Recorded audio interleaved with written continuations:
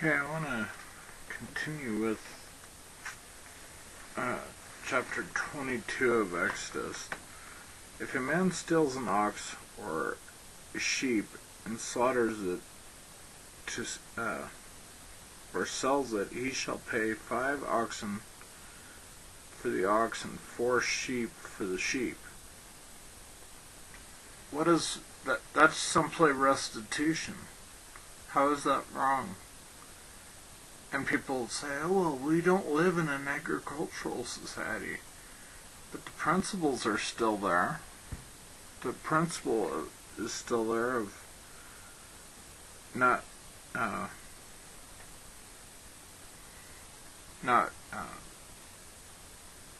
mistreating people's property and not stealing. That all goes back to the beginning, to the 10 Commandments, the mitzvot. If the thief is caught while breaking in and is stuck so that he dies, there will be no blood guilt on his account. But if the sun has risen on him, there will be blood guilt on his account. He shall surely make restitution. If he owns nothing, then he shall be sold for his theft. If what he stole is actually found alive in his possession, whether an ox or donkey or sheep, he shall pay double. If a man lets a field or vineyard be grazed bare and lets his animal loose so that it grazes in another man's field, he shall make restitution from the best of his own field and the best of his own vineyard. What's wrong with that? That's restitution. How is that wrong? And people say, well, we don't live in an agricultural society, but it's all about principles. It's just like the principles behind the sacrificial system are what is really important. The lessons in the sacrificial system, the lessons of the Torah. This is an example of how you live in an agricultural society, but the principles go beyond just the agricultural industry. If you want to follow the letter, obviously most of us don't live on farms, don't live in agricultural communities, but that doesn't mean that restitution isn't a good thing to practice. If someone's going to steal, they should be held responsible for it. And that's all this does. If a fire breaks out and spreads to thorn bushes so that stacked grain or standing grain or the field itself is consumed, he who started the fire shall surely make restitution. What's wrong with that? Making restitution is not a bad thing. I mean, it's the cost of stealing. It's the cost of taking something that's not yours. If everyone had the deal of not stealing, then we wouldn't have a problem, would we?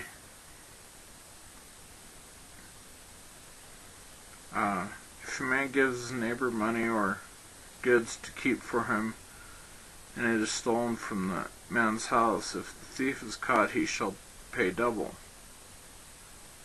And then if the thief is not caught, then the owner of the house shall appear before the judges to determine whether he laid his hand on his neighbor's property. For every breach of trust, whether it is for ox or donkey or sheep, for clothing or any lost thing about which one says, this is it, the case of both parties shall come before the judges. He whom the judges condemn shall pay double to his neighbor. Doesn't this just make sense? Isn't this kind of like common sense? But people say, oh, well, the Torah wasn't done away with. No, the principles are still there. You may not live by the letter of it because we don't live in an agricultural society, so a lot of the stuff technically wouldn't apply to us, but the concept is what really matters here. Shall make restitution, so you go through that. If a man seduces a virgin who is not engaged and lies with her, he must pay a dowry for her to be his wife. If her father absolutely refuses to give her to him, he shall pay money equal to the dowry for virgins. You shall not allow sorcerers to live. Whoever lies with the animal shall surely be put to death. He who sacrifices to any god other than to the Lord alone shall be utterly destroyed. You shall not wrong a stranger or oppress him, for you were strangers in the land of Egypt. You shall not afflict any widow or orphan. If you afflict him at all, or if he does cry out to me, I will surely hear his cry, and my anger will be kindled, and I will kill you with the sword. And your wives shall become widows, and your children fatherless. If you lend money to my people, to the poor among you, you will not act as creditor to him. You shall not charge him interest. And it talks about loans a little bit here. And verse 31, you shall be holy men to me. Therefore you shall not eat any flesh torn to pieces in the field. You shall throw it to the dogs.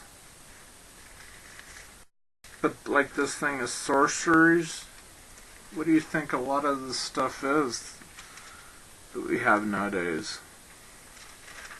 If we would just follow some of these things, we wouldn't have a lot of the social ills and stuff that we have today. Here's chapter 23. You shall not bear false report. Do not join your hand with a wicked man to be a malicious witness. You shall not follow the masses in doing evil, nor shall you testify in a dispute so as to turn aside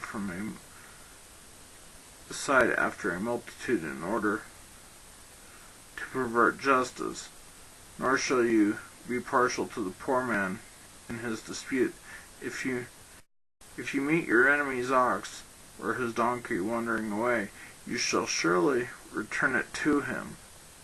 What's wrong with that? What's wrong about not bearing false witness, not not lying, not trying to get someone convicted who doesn't deserve to be convicted? In fact, there's actually a portion in the Torah that says you shall not stay silent if you know something. But this whole thing about is all about life, like about the enemy's ox and donkey, that you should not let it just wander. If you see the donkey of one who hates you lying helpless under its load, you shall refrain from leaving it to him. You shall surely release it with him. You shall not pervert justice due to your needy brother in his dispute. Keep far from a false charge, and do not kill the innocent or the righteous, for I will not acquit the guilty. You shall not take a bribe, for a bribe blinds the clear-sighted and subverts the cause of the just. You shall not say stranger, since You yourselves know the feeling of a stranger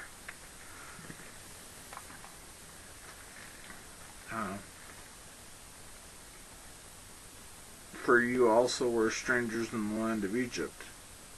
And then it talks about the Sabbath in the land, the Sabbath of the land, the Shemitah year, and it talks about the Sabbath and being able to give your oxen and your donkeys and all that, and your slaves rest. It's all about being refreshed. And then verse 4 talks about 3 times a year you shall celebrate a feast to me. You shall observe the feast of unleavened bread. For 7 days you are to eat unleavened bread, as I command you. It is at the appointed time in the month of Abib, for in it you came out of Egypt, and then shall appear before me empty-handed. You shall also observe the feast of the harvest of the firstfruits of your labors, and sow your field. Also the feast of ingathering at the end of the year, when you gather in the fruit of your labors from the field. 3 times a year all your males shall appear before me. What's wrong with this? Nothing. What's wrong with keeping the feast? And you say, oh, well, we can't sacrifice. Well, it's not all about sacrifice. It's about what the holy days mean. This isn't rocket science. This is simple stuff. If we would just, and it's all about having a heart of love. If you love, you fulfill all of this stuff. If you have a heart of love, you fulfill. If you have a heart for not letting things suffer,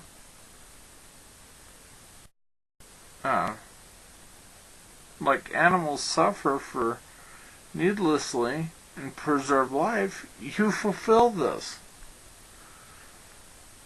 You keep this. So basically those things, and then from verse 25 from chapter 25 until chapter 40, you have the tabernacle, and I'll go through some of that stuff in another video. Shalom, shalom, and may Yahweh bless and keep you and make his face shine upon you and give you peace.